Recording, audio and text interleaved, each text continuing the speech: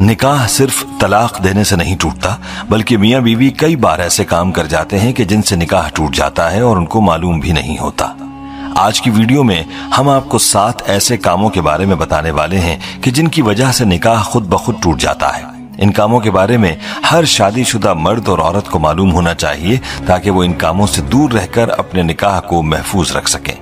ये काम ऐसे हैं कि जिनकी वजह से तलाक दिए बगैर ही निकाह टूट जाता है, इसलिए हर शादीशुदा मर्द और औरत को इन कामों के बारे में मालूम होना चाहिए, क्योंकि इन कामों से मियाँ बीवी का रिश्ता खत्म हो जाता है और वो एक दूसरे के लिए ऐसे ही हराम हो जाते हैं जैसे तलाक देने से। ये वीडियो हर शादीशुदा मर्द औरत के लिए बहुत ही खास है, लिहाजा इस वीडियो को आखिर तक जरूर देखिएगा।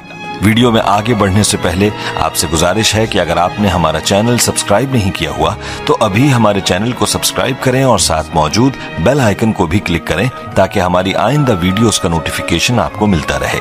वीडियो को लाइक और शेयर करें और हमारी तमाम बहनों और भाइयों से गुजारिश है कि दुरूद पाक की बरकत से होने वाली दुआ में शामिल होने के लिए अपना नाम कमेंट सेक्शन में जरूर लिखें और हमारी दुरूद पाक की महफिल का हिस्सा बने।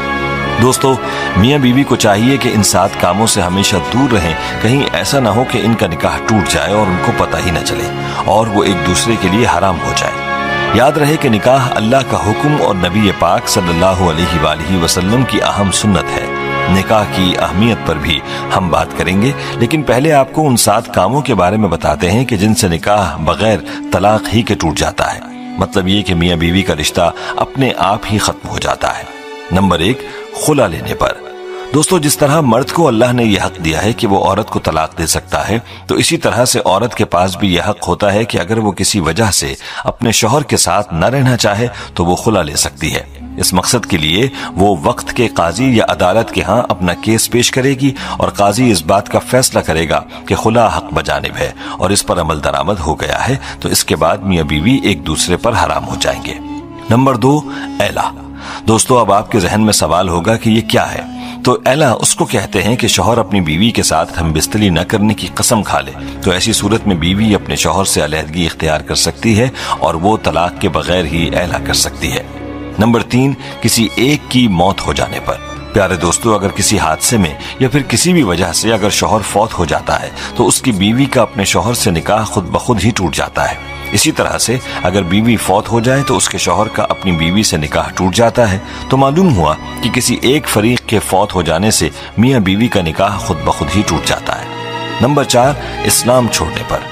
दोस्तों, अगर मियाँ बीवी में से कोई एक भी इस्लाम को छोड़कर कोई दूसरा मजहब इख्तियार कर लेता है तो ऐसी सूरत में भी निकाह टूट जाता है। चाहे मियाँ इस्लाम को छोड़े या बीवी इस्लाम से खारिज हो जाए तो निकाह बाकी न रहेगा और बगैर तलाक ही मियाँ बीवी का निकाह खत्म हो जाएगा।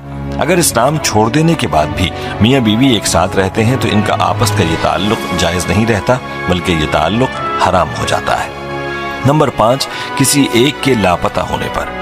दोस्तों, अगर मियाँ या बीवी में से कोई एक लापता हो जाता है या घर छोड़ चला जाता है और उसकी कोई खबर नहीं, तलाश करने के बाद भी उसका पता नहीं चलता और काफी अरसा गुजर जाता है, तो ऐसी सूरत में भी निकाह टूट जाता है। अब सवाल यह है कि ये कितना अरसा है, तो एक रिवायत में 3 साल का जिक्र मिलता है, यानी मियाँ या बीवी के लापता